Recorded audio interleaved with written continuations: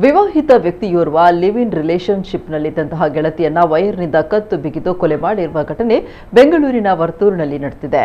ಕೊಡಗು ಮೂಲದ 23 ವರ್ಷದ ರಂಜಿತಾ ಮೃತ ಯುವತಿ, ಅಯ್ಯಪ್ಪ ಎಂಬಾತ ಆರೋಪಿ. ಇಬ್ಬರು ಲಿವ್ ಇನ್ ಸಂಬಂಧದಲ್ಲಿದ್ರು ಅಂತ ತಿಳಿದು ಬಂದಿದೆ. ಆರೋಪಿ ಅಯ್ಯಪ್ಪನಿಗೆ ಈ ಮೊದಲೇ ಮದುವೆ ಆಗಿತ್ತು ಎನ್ನಲಾಗಿದೆ. ಆದರೆ ಈ ವಿಷಯ ರಂಜಿತಾಗೆ ತಿಳಿದಿರಲಿಲ್ಲ. ವಿಚಾರ ತಿಳಿದ ಬಳಿಕ ಇಬ್ಬರ ಮಧ್ಯೆ ಗಲಾಟೆ ಶುರುವಾಗಿತ್ತು. ಗಲಾಟೆ ತಾರಕಕ್ಕೇರಿ ಆರೋಪಿ ವೈರ್ನಿಂದ ಯುವತಿಯ ಕತ್ತು ಬಿಗಿದು ಕೊಲೆ ಮಾಡಿದ್ದಾನೆ. ಈ ಕುರಿತು ವರ್ತೂರು ಪೊಲೀಸರು ಪ್ರಕರಣ ದಾಖಲಿಸಿಕೊಂಡು ಆರೋಪಿಯನ್ನು ಬಂಧಿಸಿದ್ದಾರೆ.